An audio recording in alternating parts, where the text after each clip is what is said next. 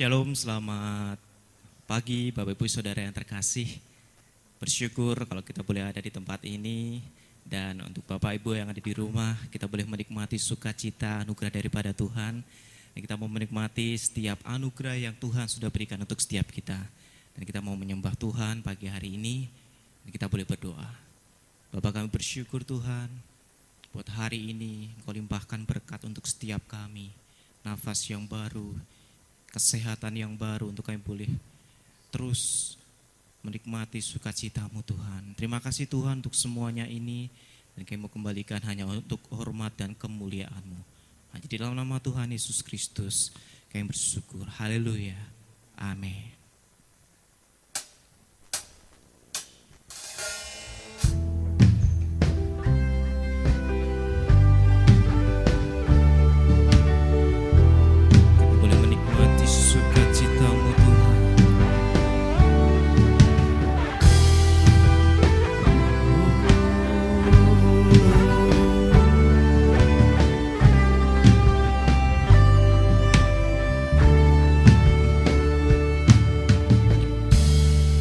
Pujilah aku Tuhan, cobalah aku Tuhan, selidiki hatiku dan hatiku,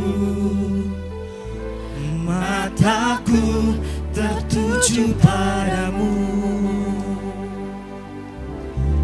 Aku cinta padamu Tuhan, aku rindu hadirat-Mu Tuhan, aku ingin selalu dekat padamu,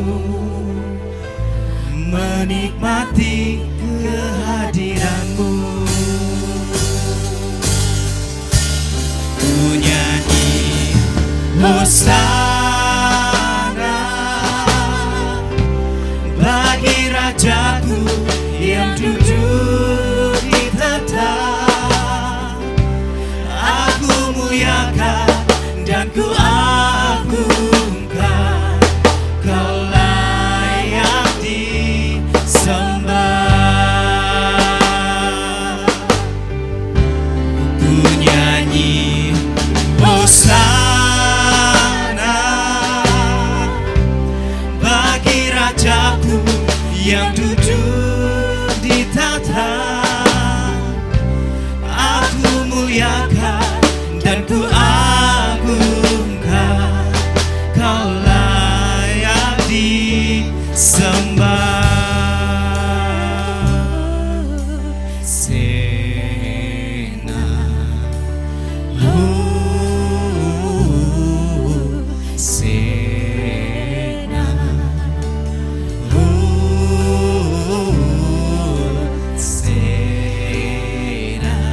to the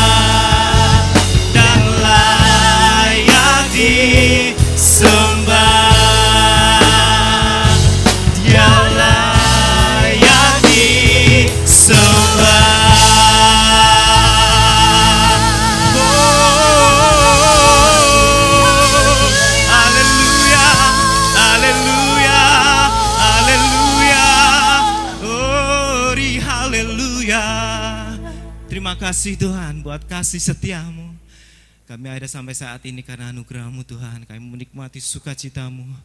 Dan kami mulai untuk ibadah ini siap memuji dan memuliakan-Mu Tuhan. Di dalam nama Tuhan Yesus Kristus. Haleluya. Amin. Shalom Bapak Ibu yang ada di rumah. Kita boleh menikmati sukacita Tuhan pagi hari ini. Amin. Kita menikmati sukacitanya. Sebab Yesus ajaib buat setiap kita. Haleluya.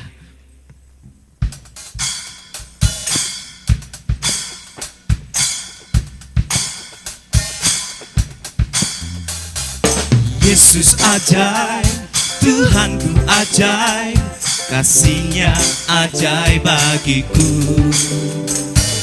Yesus ajaib, Tuhanku ajaib, rahmat-Nya tetap selamanya. Tak berubah kasih-Nya, setiap hari bertambah indahnya. Sampai bumi berlalu dan habislah ragaku, Yesusku ajaib bagiku.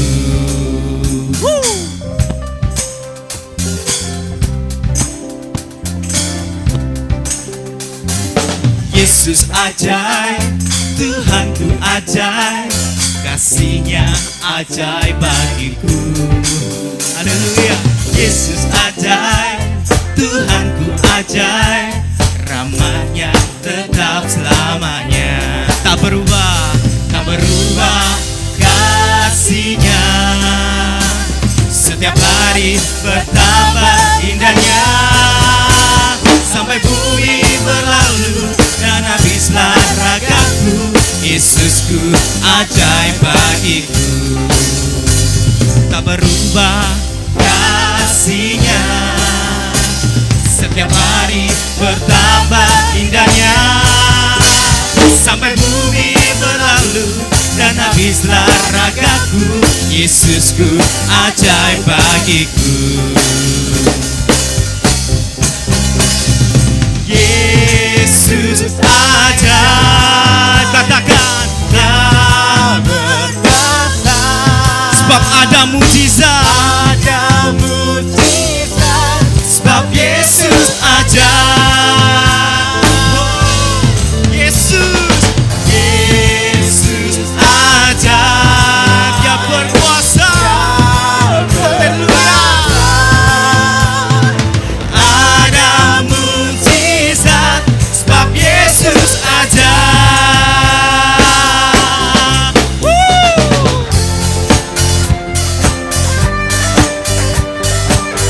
Engkau Tuhan ajaib bagi kami, ajaib bagi kami Tuhan Yesus.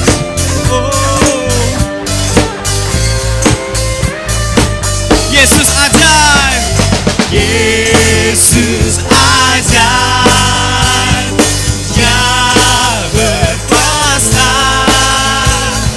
Ada mujizat, sebab Yesus ajaib. Sekali lagi dengan sorak-sorai.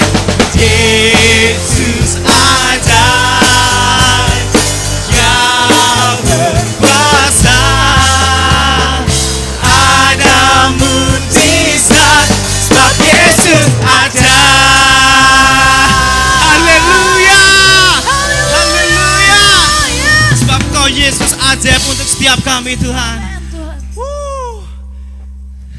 Haleluya. Yesus, Engkau Tuhan ajaib bagi kami.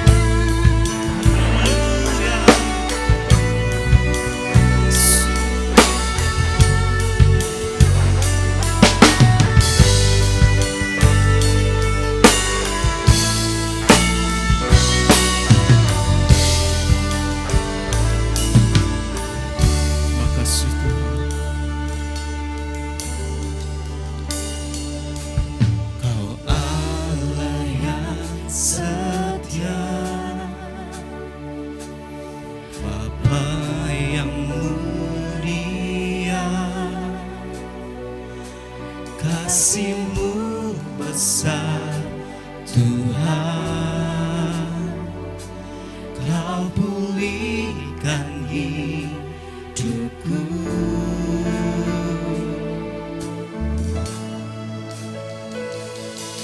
Kaulah harapanku, hidupku dalam-Mu. Terima kasih Tuhan, Kau selamatkan hidupku. Dengan apakah ku balas segala kebaikan-Mu? Segenap hatiku menyembah-Mu Yesus, ku bersyukur padamu selamanya.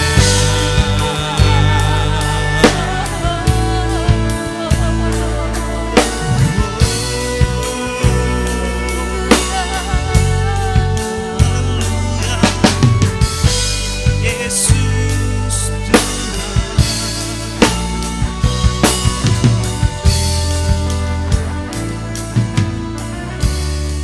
Engkaulah harapanku Tuhan, Engkaulah harapanku, hidupku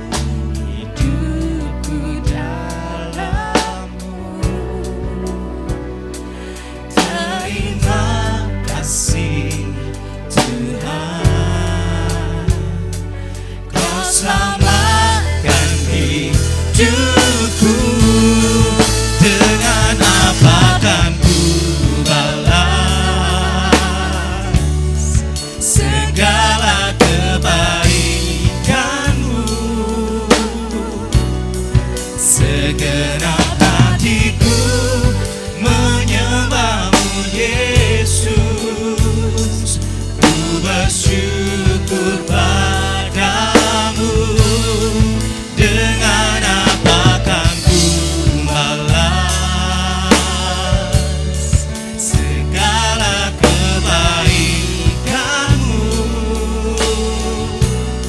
Segenap hatiku menyembah-Mu Yesus, ku bersyukur padamu selamanya.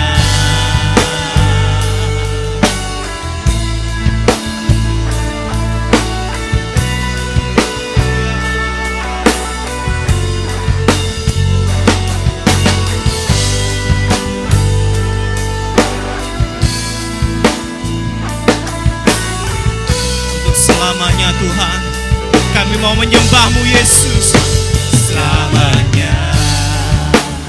Oh, selamanya. Oh, selamanya.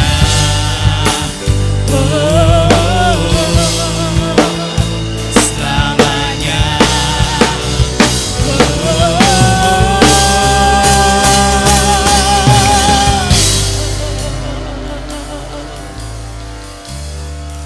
Dengan apa kan ku balas segala kebaikan-Mu?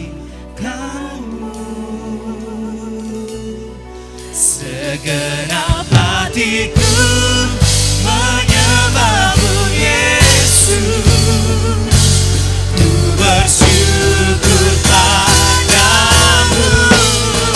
Dengan apa kan ku balas segala kebaikan-Mu? Hatiku Tuhan, genap hatiku menyembah-Mu Yesus.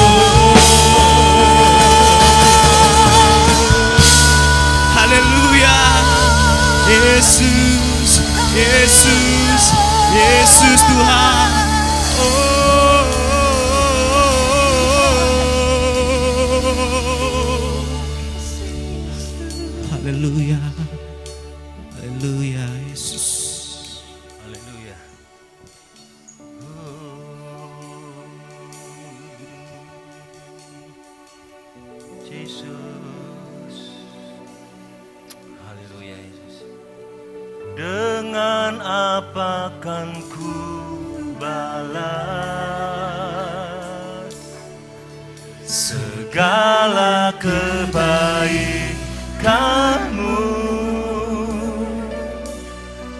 Segenap hatiku menyembahmu Yesus,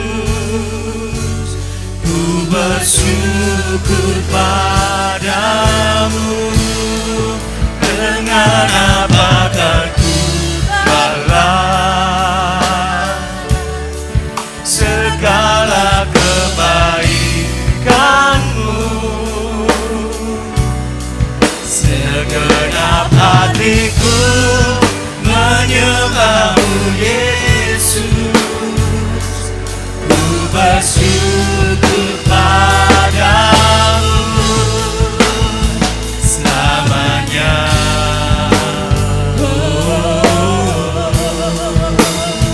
Selamanya.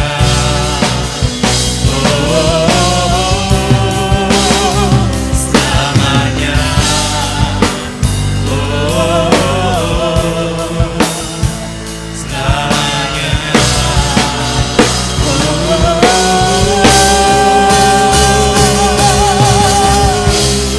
Haleluya.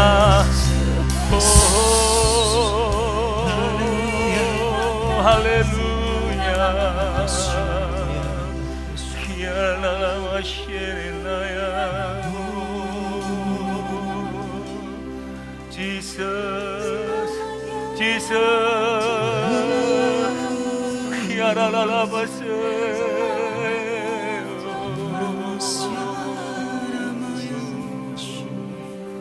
Terima kasih. Terima kasih Tuhan. Dengan apa kami membalas kasih-Mu Tuhan? Kami tak akan mampu membalas kasih-Mu sampai akhir hidup kami. Karena begitu besar kasih-Mu bagi kami Tuhan. Kami membayar dengan hidup kami Tuhan. Kami belajar memberi yang terbaik setiap saat. Hidup ini adalah penyembahan bagi-Mu Tuhan. Sehingga dimanapun, kapanpun, dalam keadaan apapun, biarlah hati yang menyembah itu ada dalam setiap kehidupan kami Tuhan. Engkau temukan hati yang menyembah itu Tuhan. Kami bersyukur dan terima kasih buat kebaikan Tuhan dalam hidup kami. Kalau hari ini kami masih bisa bernafas, kami masih diberikan kekuatan, diberikan kesehatan Tuhan. Dan kami boleh ibadah di hari ini Tuhan. Terima kasih Bapa.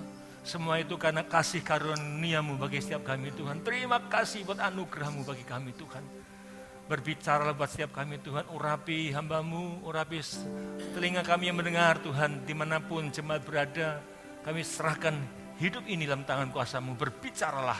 Semua kami siap mendengar firman Tuhan. Katakan sama-sama. Amin. Shalom Bapak Ibu Saudara. Saudara yang di tempat ini dan yang ada di rumah masing-masing, saya percaya sampai hari ini kita tetap ada dalam perlindungan Tuhan. Ya, walaupun hari ini kita masih ada ibadah online karena terbatas, dan pagi ini pun ada ibadah di gereja pagi dan sore, ya, itu pun terbatas. Dan makanya bagi yang tidak bisa ibadah di gereja, saudara bisa mengikuti ibadah online. Tetap semangat, amin. Nah, tema hari ini adalah kebahagiaan semu. Apa Bapak Saudara? Kebahagiaan semu. Kalau ada kebahagiaan semu, berarti ada kebahagiaan yang sejati. Ya, saudara, kebahagiaan semu adalah kebahagiaan di mana itu bukan kebahagiaan kekal. Kebahagiaannya hanya di kulitnya saja. Bapak Saudara, seringkali bahkan beberapa waktu lalu teman saya WA dan ada beberapa juga yang ngobrol dengan saya. Mereka mengatakan, mengapa orang jahat hidupnya, ya, orang yang hidupnya nggak benar, mereka sepertinya hidupnya lebih enak. Ya, lebih tenang, lebih bahagia kelihatannya lebih bahagia. Bahkan nampaknya mereka lebih sukses ketika mereka berusaha. Padahal hidupnya jauh tidak lebih baik daripada orang-orang yang hidup baik dalam Tuhan. Saya ingat beberapa waktu lalu ketika saya awal-awal bertobat, saya datang ke teman-teman dengan maksud ya menginjili gitu ya. Ya belum jadi pendeta. Saya datang ke teman saya pengusaha, dan ketika itu memang usaha saya lagi agak kurang baik, dan dia teman saya, dan dia ngomong sama saya lihat dia masih merokok gitu kan. Jeff, kamu tahu, dia bilang, saya ini masih merokok, tapi diberkati Tuhan tuh. Nah, saudara, saya nangkap hal itu kan lucu. Berarti dia mau ngomong bahwa kalaupun saya ini hidup nggak benar, ngerokok pun, bukan berarti orang ngerokok hidup nggak benar ya. Sorry. Jadi dia mau katakan bahwa saya hidup seperti ini pun Tuhan masih berkati, saudara. Ada orang berkata bahwa kalau begitu, sepertinya kalau kita mau sukses atau kalau kita mau kaya, apakah kita harus berbuat jahat dulu? Saudara, karena mereka melihat kenyataan. Mengapa sampai ada perkataan seperti itu? Kalau saya mau kaya, saya mau sukses, apakah saya harus jahat dulu? Saudara, mengapa kata-kata ini muncul dari seseorang, saudara? Kenapa? Karena fakta berbicara dalam tanda kutip, saudara. Ya, orang baik, ya banyak yang hidupnya susah. Ya, hidup dalam Tuhan benar-benar tapi hidupnya susah. Tapi kebalikannya banyak orang yang sudah ketahuan hidupnya jahat. Sudah kelihatan hidupnya enggak benar. Tapi sepertinya hidupnya kelihatan tenang-tenang dan bahagia, saudara. Wow. Mungkin saudara yang di rumah atau tempat ini, mungkin di antara saudara ya masih mempunyai anggapan bahwa orang yang kelihatannya hidupnya enggak benar, tapi mengapa mereka diberkati? Seperti yang dikeluhkan oleh Bani Asaf, saudara. Ya, dia mengeluhkan bahwa kenapa orang-orang demikian hidupnya seperti menyenangkan.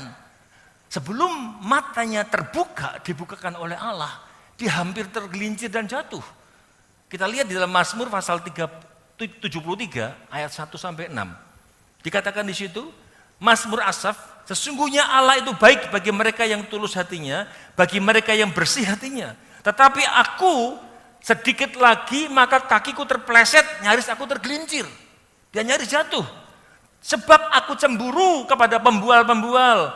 Kalau aku melihat kemujuran orang-orang fasik, sebab kesakitan tidak ada pada mereka, sehat dan gemuk tubuh mereka. Mereka tidak mengalami kesusahan manusia dan mereka tidak kena tulah seperti orang lain, sebab itu mereka berkalungkan kecongkakan dan berpakaian kekerasan.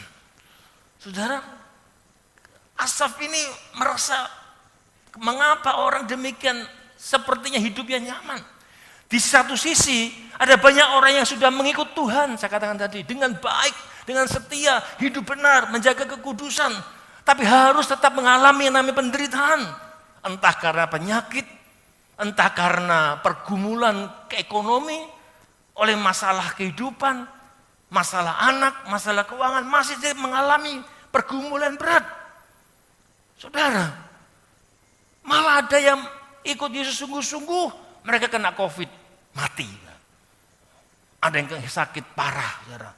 Tapi orang yang hidupnya bebas, melakukan apapun seenaknya, mabuk-mabukan, dunia malam, tidak menjaga hati dengan benar, mulutnya penuh dengan kebencian kalau bicara, tapi hidupnya kok malah makmur, sehat-sehat saja.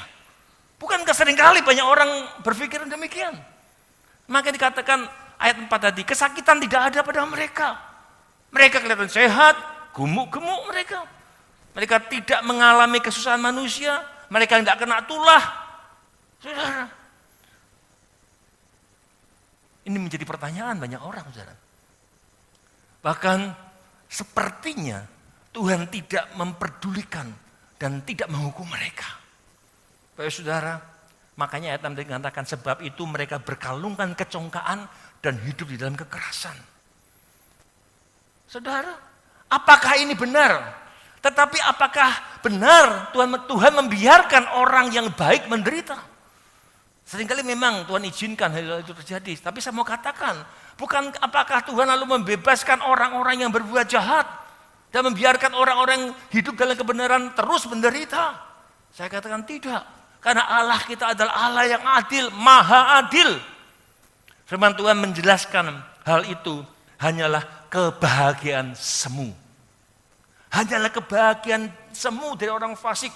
Kebahagiaan yang tidak kekal. Sebenarnya Tuhan tidak membiarkan, Ibu Saudara. Tidak, Tuhan tidak membiarkan. Tapi sesungguhnya Tuhan sedang menempatkan mereka, firman katakan tadi, di tempat licin dan pasti mereka akan jatuh tergelincir.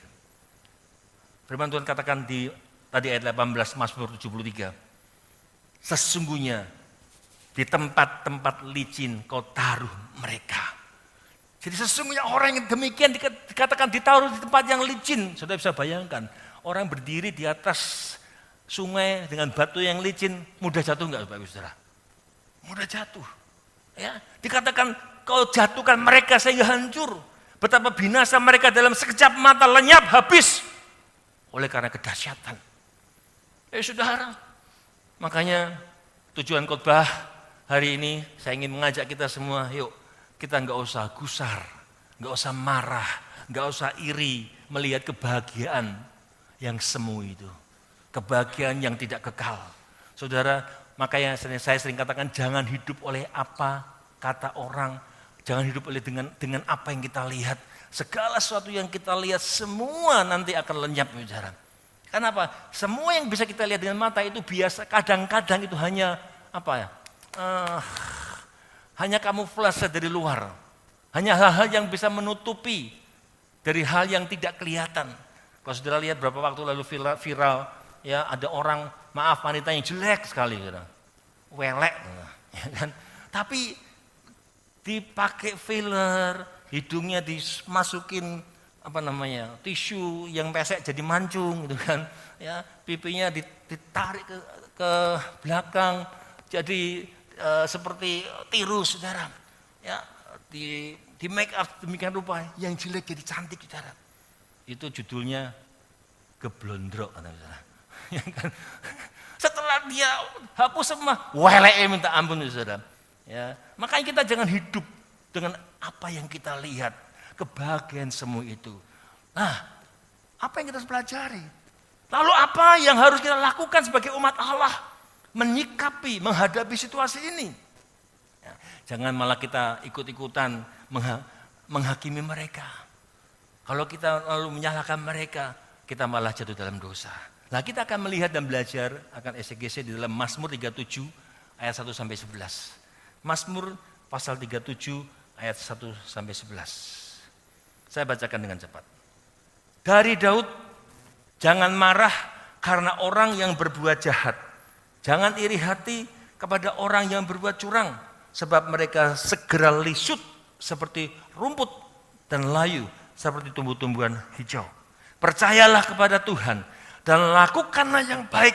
Diamlah di negeri dan berlakulah setia dan bergembiralah karena Tuhan. Maka Ia akan memberikan kepadamu apa yang diinginkan hatimu. Serahkanlah hidupmu kepada Tuhan dan percayalah kepadanya, dan Ia akan bertindak. Ia akan memunculkan kebenaranmu seperti terang dan hakmu seperti siang. Berdiam dirilah di hadapan Tuhan dan nantikanlah Dia. Jangan marah karena orang yang berhasil dalam hidupnya, karena orang yang melakukan tipu daya. Berhentilah marah dan tinggalkan panas hati itu. Jangan marah, itu hanya membawa kepada kejahatan. Sebab orang-orang yang berbuat jahat akan dilenyapkan, tetapi orang-orang yang menanti-nantikan Tuhan akan mewarisi negeri. Karena sedikit waktu lagi, maka lenyaplah orang fasik. Jika engkau memperhatikan tempatnya, maka ia sudah tidak ada lagi. Tetapi orang-orang yang rendah hati akan mewarisi negeri dan bergembira karena kesejahteraan yang berlimpah-limpah. Amin, saudara. Saudara,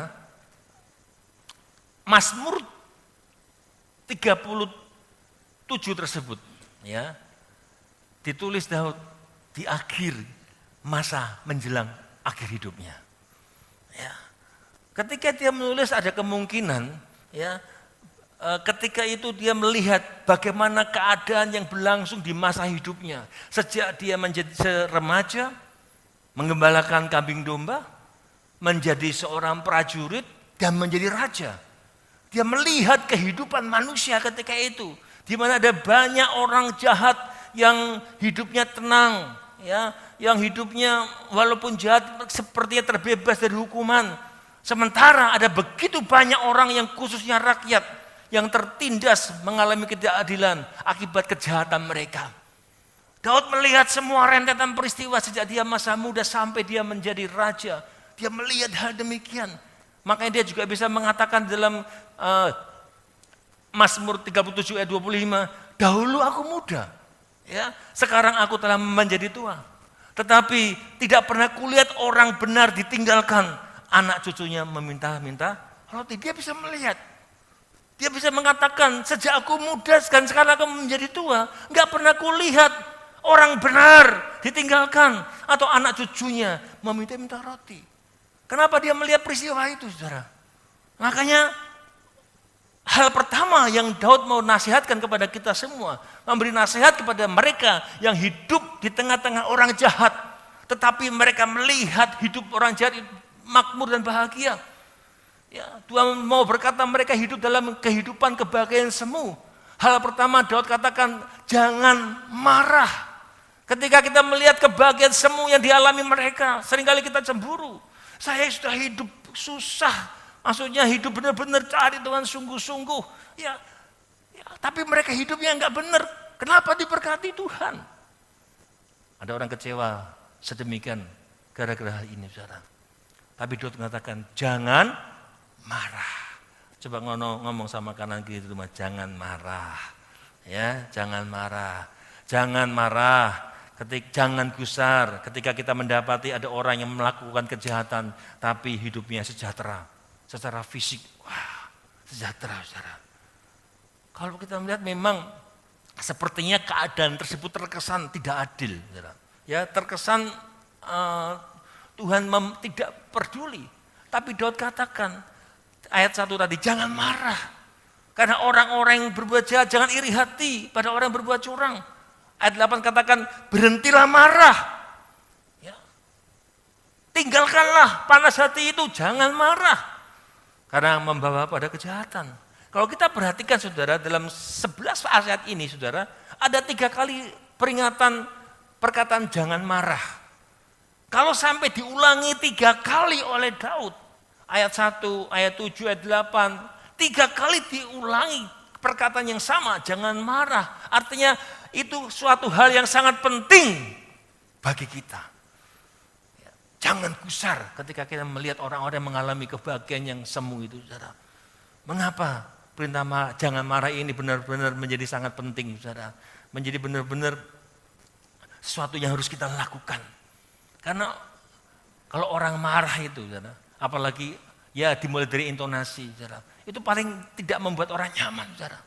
Makanya jangan marah ini menjadi penting, saudara. Dimulai dengan intonasi yang benar. Ya, saudara, kalau suatu saat ada seorang ayah dikirimi surat oleh anaknya karena sedang sakit. Anak ini nulis surat pada bapaknya karena bapaknya ini buta huruf. Dia lalu minta tolong dengan temannya. Dia pergi ke temannya, sedang sibuk jual daging, sedang mecah-mecah motong-motong daging pakai parang, pakai pisau. Dia datang, tolong dong bacain surat dari anakku. Dia bacain. Buat bapak, selamat, salam sejahtera. Pak, saya sakit. Karena saya sakit, saya tidak bisa bekerja. Boleh enggak saya pinjam uang? Nanti kalau saya sudah sehat, ya tak balik ke duiting. Ya, dari anakmu.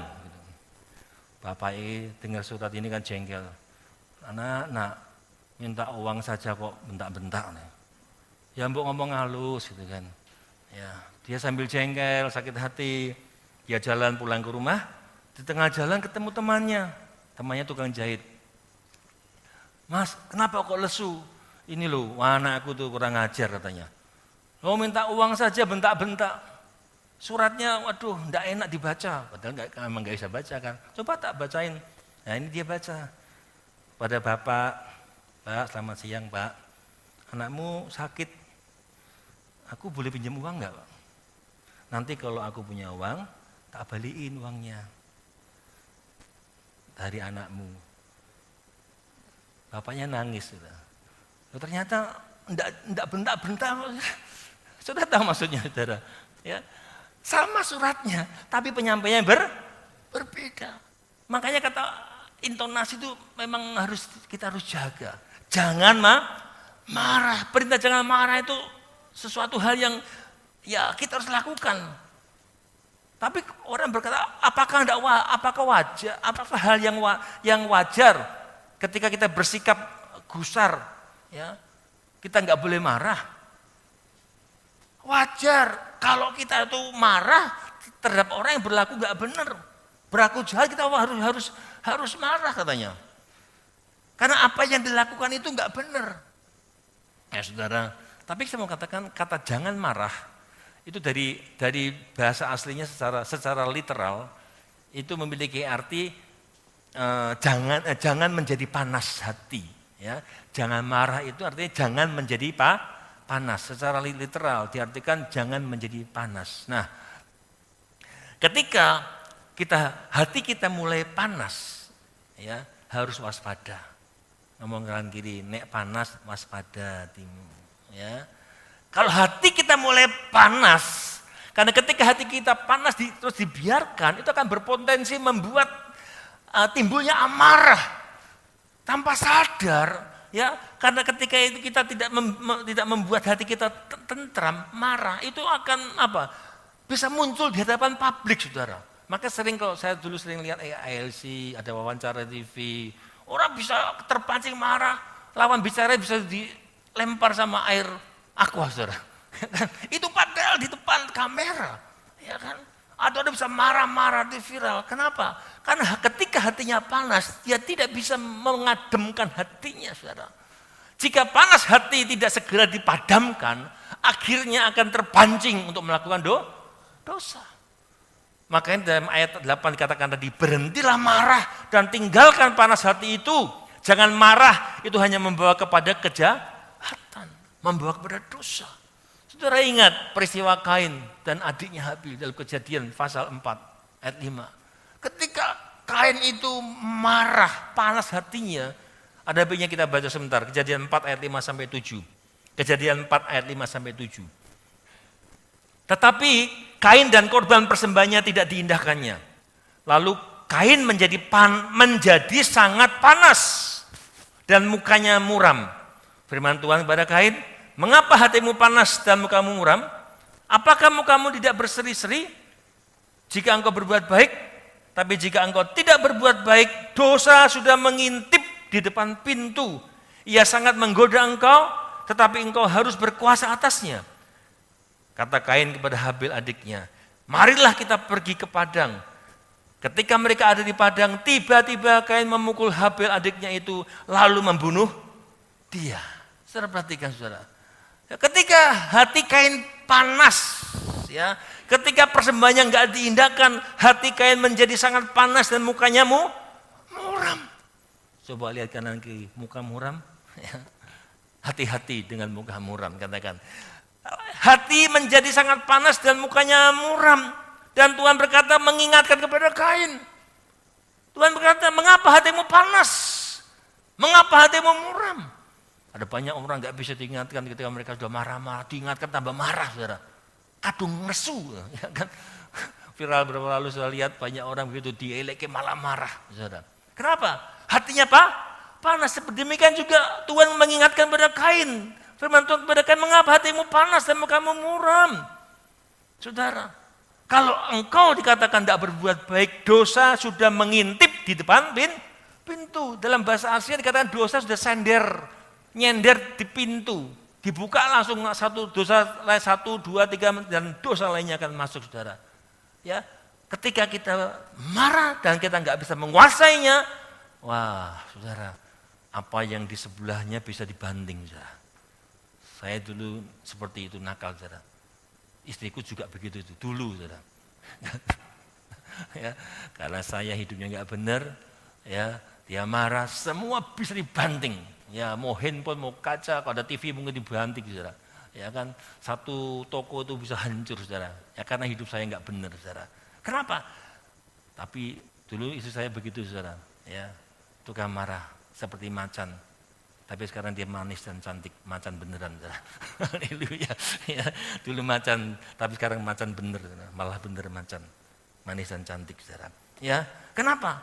Karena kami pun dulu nggak bisa menjaga diri, panas. Kalau saya udah marah, wah, bisa berapi, saudara.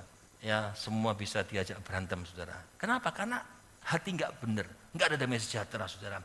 Makanya dikatakan berhentilah marah, karena ketika kita marah, dosa yang lain, iblis sedang menanti. Ya, pokoknya kamu nggak bisa menguasai, dia akan masuk dan membuat kita lebih parah, saudara. Makanya dikatakan dosa sudah mengintip di depan pintu, ia sangat menggoda engkau, tapi engkau harus bisa menguasainya. Ketika itu Kain tidak bisa menguasai, makanya dia membunuh adiknya. Saudara, Efesus juga mengatakan apabila kamu marah, Efesus 4 ayat 26 sampai 27 berkata, apabila kamu marah, janganlah kamu berbuat dosa. Ya, janganlah matahari terbenam sebelum padam amarahmu, dan janganlah beri kesempatan kepada iblis. Jadi ketika kita marah, kita sedang memberi kesempatan kepada iblis. Ada celah untuk dia masuk menggosok kita. Dalam terjemahan bahasa Indonesia sehari-hari lebih baik lagi, sudah dikatakan, kalau kalian marah, janganlah membiarkan kemarahan itu menyebabkan kalian berdosa. Janganlah marah sepanjang hari. Boleh marah, saudara? Boleh, asal jangan marah-marah. Dalam buku rekod Guinness tahun 2005, ya, Percy Aerosmith dengan istrinya Florence tercatat sebagai suami istri yang tertua di dunia. Ya, karena mereka sudah menikah selama 80 tahun. Bayangin, menikah 80 tahun. Berarti usianya mereka dikatakan Percy itu berusia 105, istrinya 100 tahun. Wow, 80 tahun menikah. Ya. Keduanya dikatakan masih saling mencintai. Dan wartawan bertanya kepada mereka, Pak Percy, apa rahasianya? Kok bisa bertahan menikah sampai 80 tahun, tidak ada konflik, jarang ada konflik. Mereka cuma berkata sederhana. Jawabannya sederhana. Dikatakan kami tidak akan pergi tidur sebelum menyelesaikan konflik. Nah, jadi kalau mereka konflik, mereka tidak tidur. Ada suami istri marah-marah tinggal tidur, saudara. Ya. Waduh, tidur di dalam mimpi yang buruk, saudara. Bangun pagi mukanya masih kayak pepaya, saudara. Ya, dikatakan kami tidak akan pernah tidur sebelum menyelesaikan konflik. Tidak enak tidur karena ketika tidur kami marah. Ketika kami tidur marah enggak enak, mereka berkata. Ya, jika bertengkar kami akan berusaha saling mengampuni sebelum tidur. Nah ini saudara. Jadi mereka akan saling membereskan sebelum tidur. Supaya dikatakan hari itu aku bisa tutup tidurku dengan ciuman dan berpegangan tangan. Wah mesra. Amin. Ya. Jadi luar biasa. Dengan kata lain apa Bapak Saudara? Jangan sampai rasa panas hati itu ditunggangi iblis dan terprovokasi untuk melakukan tindakan dosa. Ya. Selesaikan. Ya. Ketika ada masalah suami istri, ya sebelum tidur jangan dibawa tidur. Ngomong kanan kiri, ya jangan biarkan amarah, ya sampai dibawa tidur. Nah. Ada nggak di sini Bapak Ibu Saudara, suami istri yang jengkel, yang masih kepahitan, setiap malam mau tidur wiling, jengkel, wong kui kurang ajar, kebangetan utara bayar. So bayangin, orang itu setiap malam mikir, yang dipikirin tidur ngorok saudara. Ya. Setiap malam nggak bisa tidur kepikiran, orang menyakitin dia. Ya. Suami istri saling menjengkelkan, marah. Hari ini, yuk selesaikan. Ya, lepaskan pengampunan Saudara bayangin, kalau saudara tidur dalam kondisi marah, jengkel, apalagi mikir orang pahit, menjengkelkan saudara. Saudara jengkel karena saudara disakiti orang, ya pahit hati.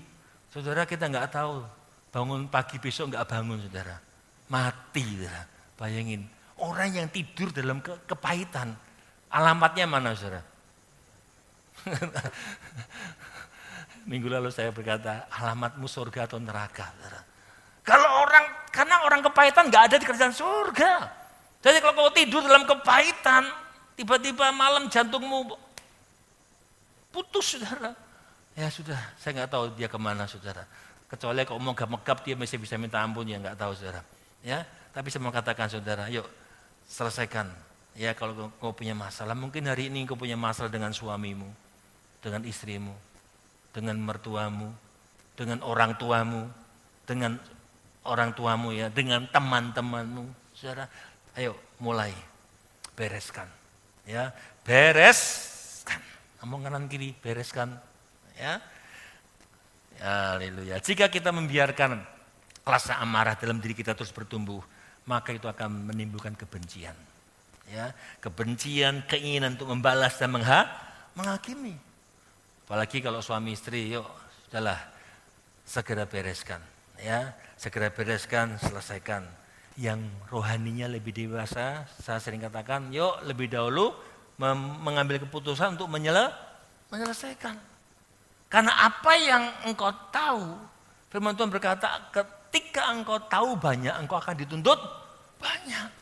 Ketika engkau tahu bahwa engkau harus mengampuni, tapi engkau tidak mengampuni, maka engkau akan dituntut. Ya, karena apa yang, kalau engkau tahu banyak, engkau pasti dituntut lebih banyak lagi.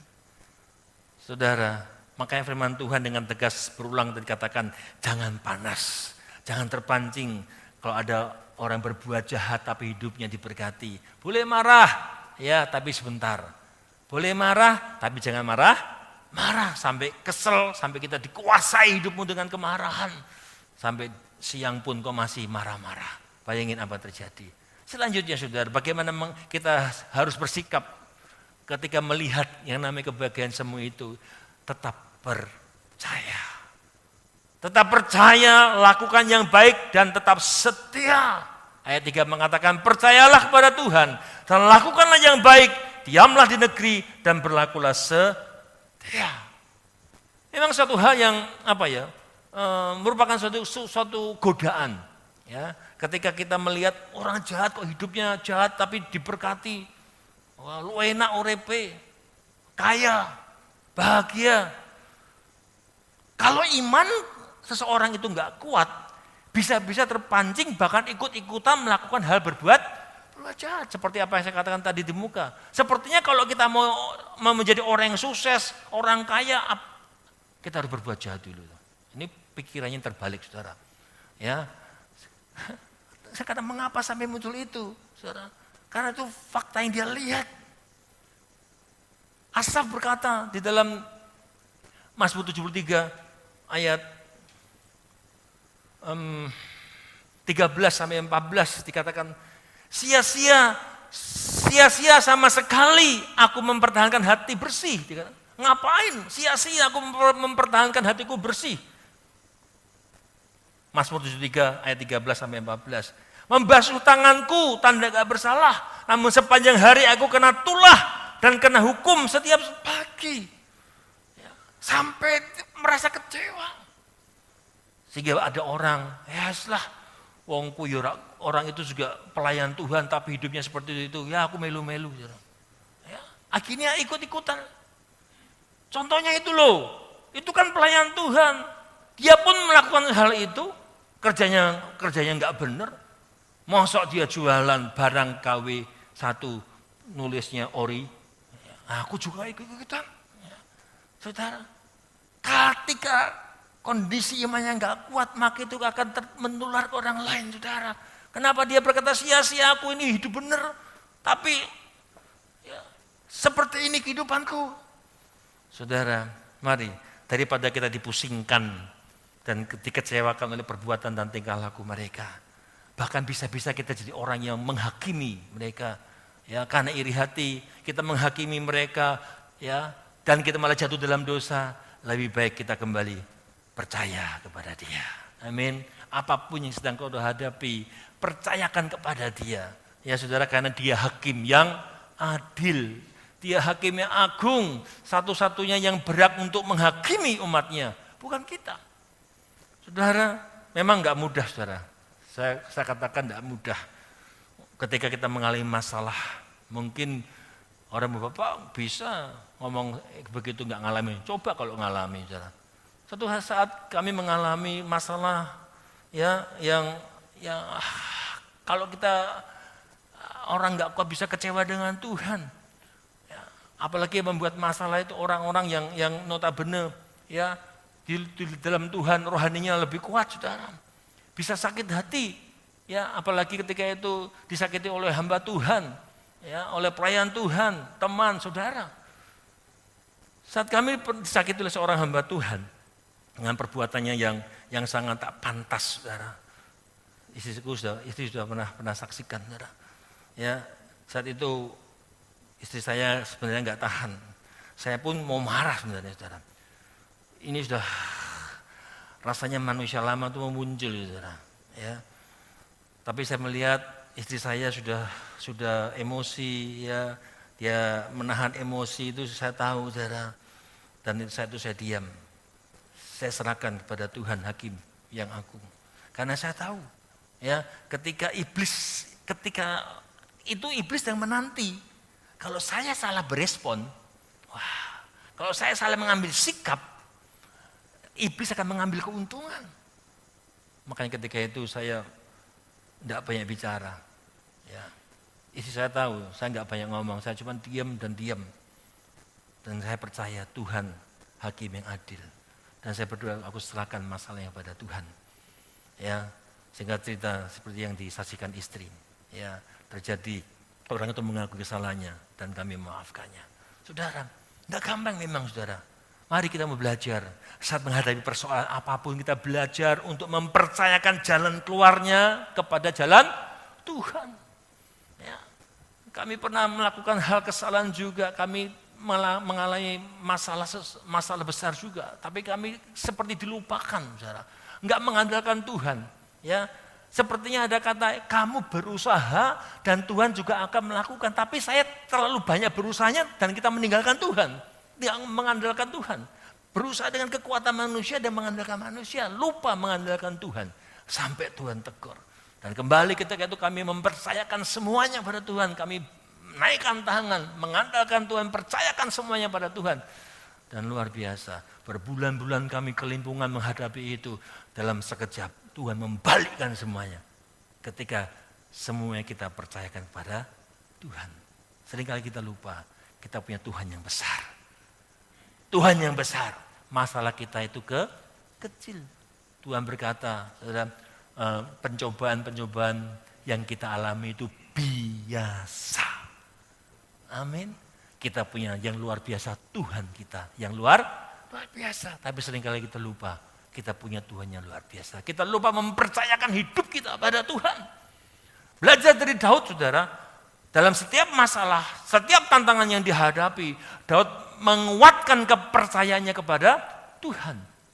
Saat mana ketika dia terjepit, ketika itu tempat di mereka tinggal Siklak itu tiba-tiba diserbu oleh orang Amalek. Semua perempuan, anak-anak, tua dan muda ditawan, saudara. Termasuk istri Daud. Daud terjepit. Dan rakyat ingin melempari dengan batu, bayangin dia. Dia mau dibunuh oleh rakyatnya sendiri. Di dalam 1 Samuel 30 ayat 6 sampai 7. Ayat 6. Dan Daud sangat terjepit karena rakyat mengatakan hendak melempari dia dengan batu. Seluruh rakyat itu telah pedih hati masing-masing karena anak laki-laki dan perempuannya. Jadi semua anak laki-laki perempuan itu diangkut, ditawan. Tetapi Daud menguatkan kepercayaannya kepada Tuhan Allahnya. Ayat 7 yang luar biasa. Setelah menguatkan kepercayaan kepada dia katakan, dia memberi perintah kepada Imam Abiatar bin Ahimelech, bawalah efod kepadaku. Maka Abiatar membawa efod itu kepada Daud. Siapa-siapa yang dalam keadaan terjepit, Ya, dia mau dilempari batu oleh orang-orang yang dia pimpin. Daud yang sangat diagungkan. Ya, karena masalahnya anak-anak orang semua itu ditawan. Ya. Daud mengalami keadaan yang sangat terjepit. Dia menguatkan iman kepercayaan kepada Tuhan. Selanjutnya yang luar biasa, setelah dia percayakan, dia panggil Imam Abiatar untuk mengambil baju efod. Artinya apa, saudara? Daud segera menghadap Allah. Baju efod adalah baju ketika untuk dia melakukan doa, saudara. Daud segera menghadap Allah, mempercayakan semuanya kepada Tuhan. Kalau hari ini engkau sedang menghadapi masalah, mulai yuk percayakan semua masalahmu pada Tuhan. Dia cuma berkata, datanglah padaku engkau yang letih lesu dan berbeban berat, aku akan memberikan kelegaan kepada engkau. Saudara, dikatakan Daud menghadap Allah dan berdoa dan bertanya kepada Tuhan. Di ayat 8 dikatakan, haruskah aku mengejar gerombolan itu? Dia bertanya sama Tuhan. Dia percayakan, dia mengandalkan Tuhan, dia gak menggunakan kekuatannya. Dia bertanya, haruskah aku mengejar gerombolan itu? Akan dapatkah mereka kususul? Tuhan menjawab, kejarlah, sebab sesungguhnya engkau akan dapat menyusul mereka dan melepaskan para tawanan. Saudara, ini suatu bentuk teladan yang harus kita ikuti dari pribadi Daud. Ketika dia menghadapi persoalan yang menekan, Daud menguatkan iman percayanya akan perlindungan Tuhan. Dan sebelum melangkah, dikatakan tadi dia berdoa, dia bertanya kepada Tuhan. Mempercayakan hidup kita pada Tuhan dan senantiasa berkomunikasi dengan Tuhan. Bertanya, Daud gak sembrono, dia gak gegabah, ya dia penuh perhitungan. Dan dia mengandalkan Tuhan. Dia berdoa dan percayakan semua kepada tangan Tuhan. Dan ketika Tuhan berdoa, dia berdoa, Tuhan menjawab, silakan. Ya, aku akan menyerahkan orang Amalek itu. Itulah dasar daripada Daud bertindak. Makanya jangan sesekali bertindak, mengambil keputusan tanpa sesuai firman Tuhan. Saudara, yang terakhir, bagaimana kita menyikapi kebahagiaan semu di sekeliling kita, saudara. Berdiam dan nantikan dia. Ayat 7 mengatakan demikian, berdiam dirilah di hadapan Tuhan dan nantikanlah dia. Jangan marah karena orang yang berhasil dalam hidupnya, karena orang yang melakukan tipu daya. Jika kita melihat, saudara, jika kelakuan orang jahat semakin keterlaluan, kita harus belajar, ya, jangan menghakimi mereka. Kenapa? Karena satu hari nanti Tuhan sendiri akan bertindak. Ya, makanya dia berkata dalam Matius 5 ayat 44, kasihlah musuhmu dan berdoalah bagi mereka yang menganiaya kamu. Ya, enggak usah menghakimi, serahkan kepadaku, dikata nanti aku akan bertindak. Saudara, kenapa saudara? Karena Tuhan itu penuh kemurahan memang, ya. Karena anugerahnya, ya, Tuhan masih memberikan kesempatan buat mereka. Karena anugerahnya Tuhan memberikan kesempatan untuk mereka bertobat.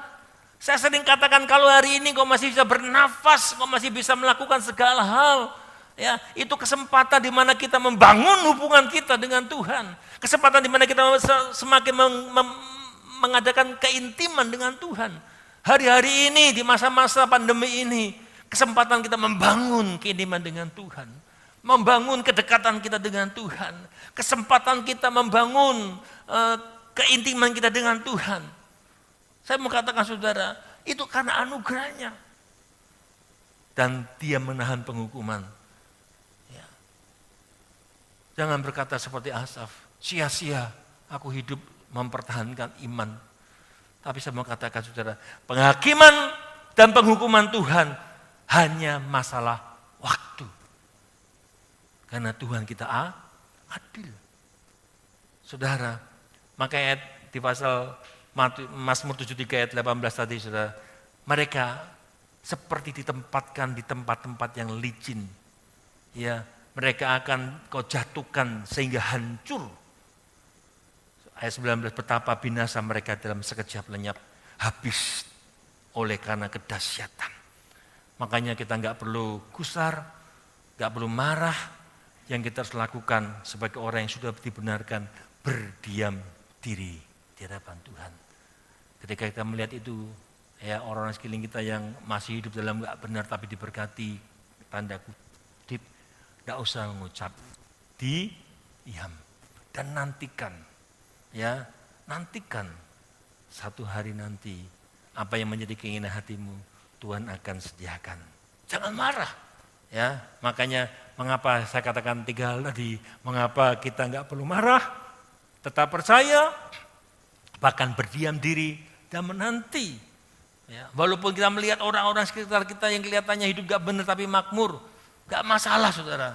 Karena apa? Kebahagiaan mereka adalah kebahagiaan yang semu, kebahagiaan yang gak kekal.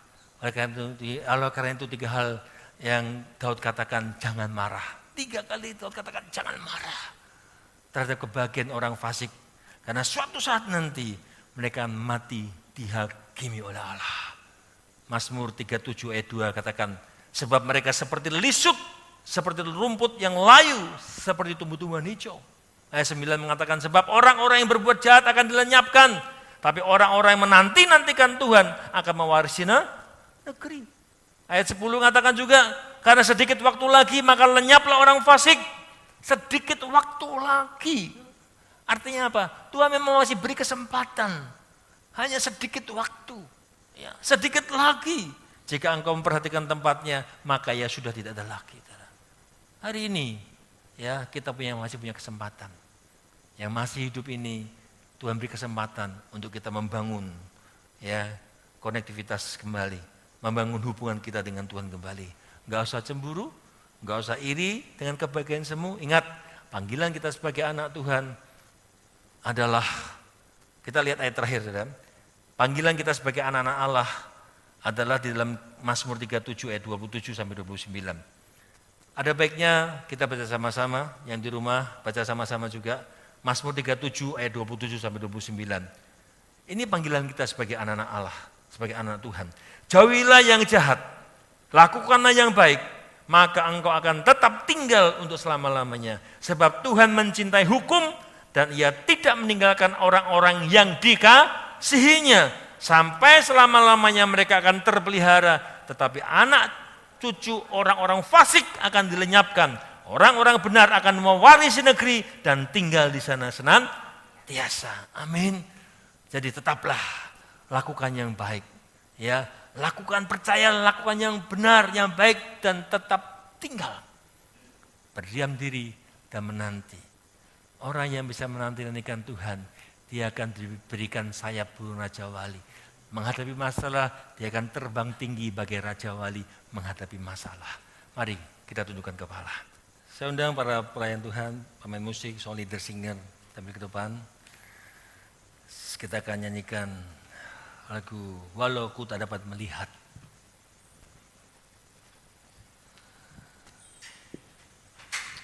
Tetap dalam hadirat Tuhan. Haleluya. Oh, Jesus. Haleluya. Oh.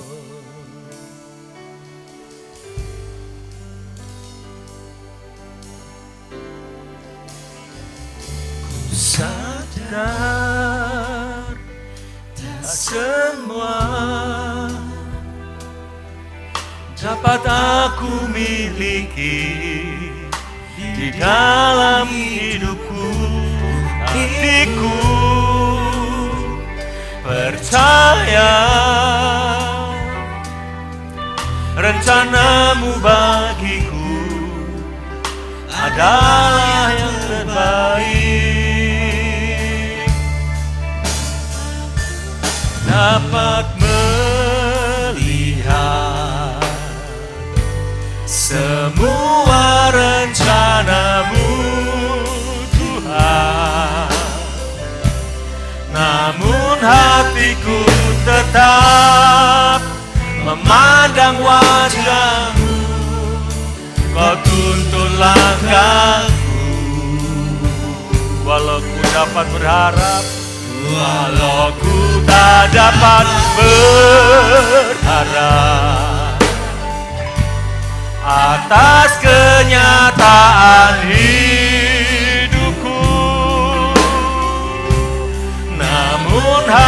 hatiku tetap memandang padamu, kau ada untukku. Ku sadar, amin, tak semua dapat aku miliki di dalam hidupku, hatiku, amin, hatiku percaya, amin, rancanganmu bagiku adalah terbaik. Walau ku tak dapat melihat semua rencanamu, Tuhan, namun hatiku tetap memandang padamu, kau tuntun langkahku.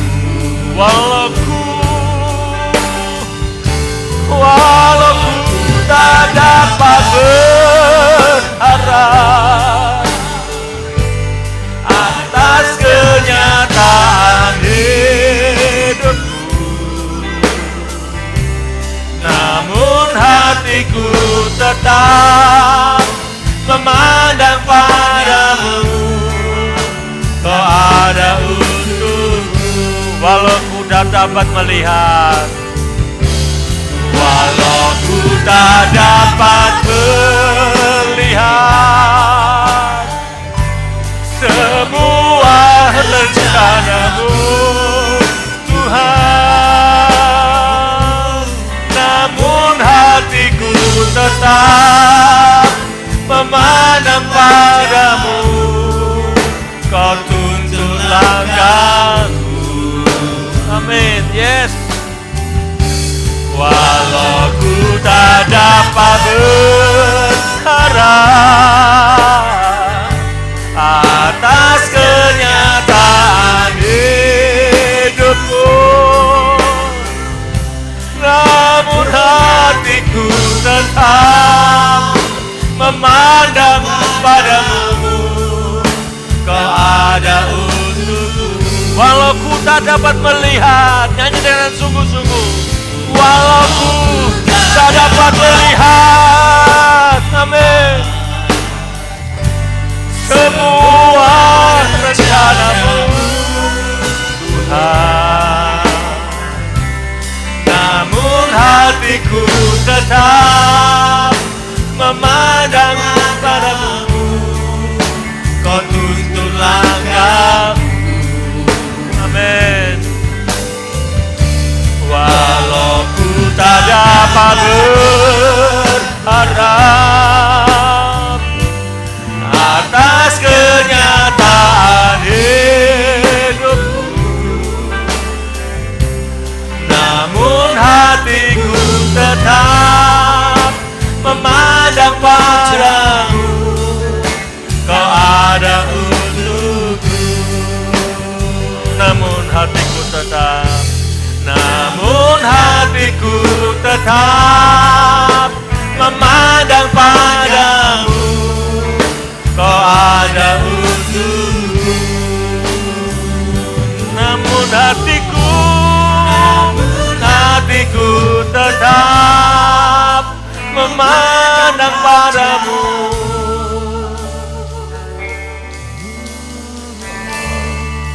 Kau ada untukku, haleluya, oh, haleluya,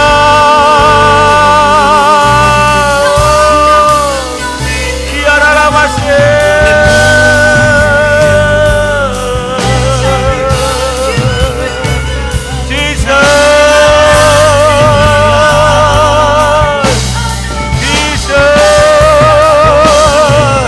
Hallelujah.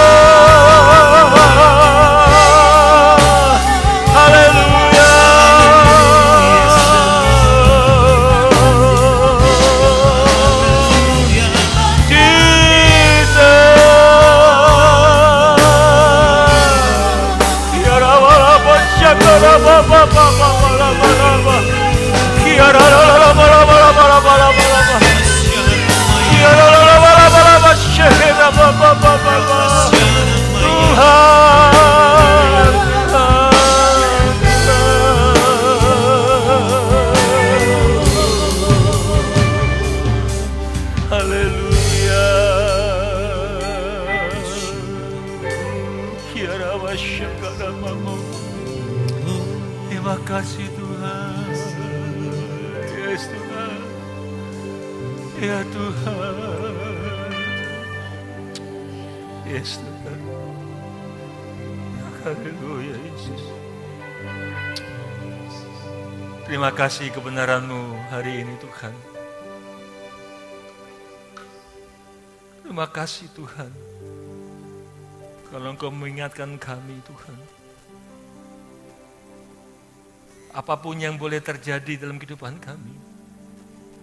Rancangan-Mu itu rancangan yang terbaik bagi kami Tuhan.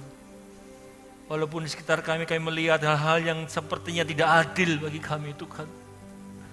Orang-orang yang mencari Engkau dengan sungguh-sungguh. Tapi banyak orang yang hidupnya kacau, hidupnya tidak benar. Tapi sepertinya mereka hidup bahagia. Dan pagi hari ini kami boleh dibukakan mata kami Tuhan. Bahwa kebahagiaan mereka adalah kebahagiaan semu. Mereka Kau tempatkan di tempat-tempat yang licin dan sebentar akan tergelincir dan jatuh habis binasa. Tuhan, apapun yang boleh kami alami hari-hari ini, patut kami mengucap syukur. Terima kasih buat anugerah-Mu. Terima kasih buat kebaikan-Mu Tuhan.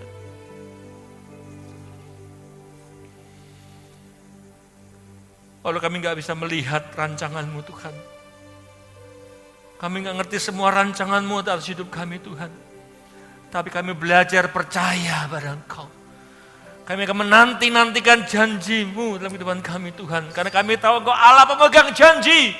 Engkau tidak pernah meninggalkan kami. Engkau tidak pernah membiarkan kami.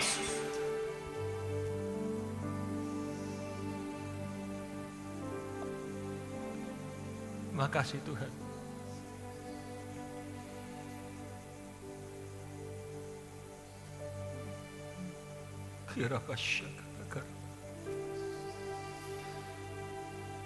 Walau kami gak bisa berharap Tuhan atas kenyataan hidup ini Tuhan. Kalau hari ini kami lihat kenyataan hidup kami masih sepertinya belum menjanjikan Tuhan. Tapi kami belajar, hati kami tetap memandang pada Engkau. Karena kami tahu semua pasti akan indah pada waktunya. Ketika kami anak-anak-Mu tetap bertahan di masa-masa sulit sekalipun, mempertahankan iman kami. Karena kami tahu Tuhan, Engkau Allah yang tidak pernah meninggalkan kami. Kami gak akan mungkin pernah jatuh tergeletak. Karena tangan-Mu akan menantang hidup kami. Hari ini kami berdoa juga Tuhan, buat saudara kami yang mengalami sakit Tuhan. Keluarga daripada saudara Wiono, Pak Sur Tuhan.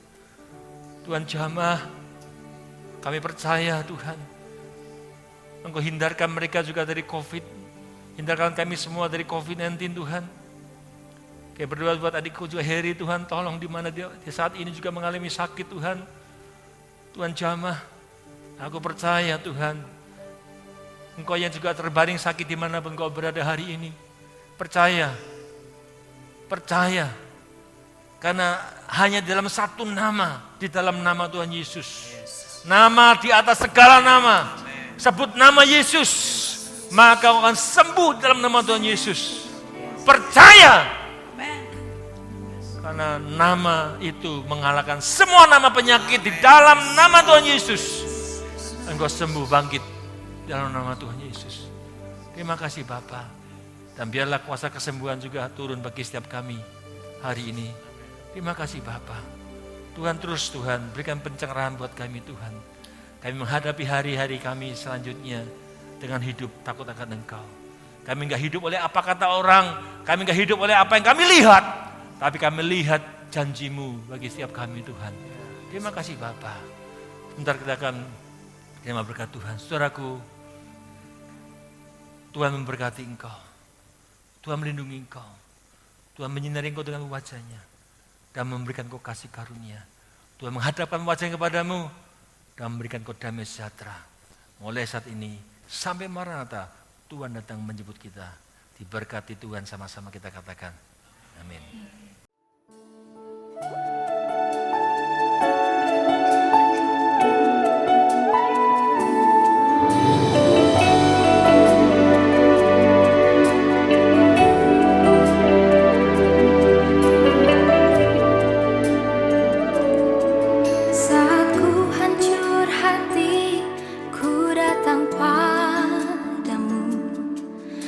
Kau beri kekuatan dan beri penghiburan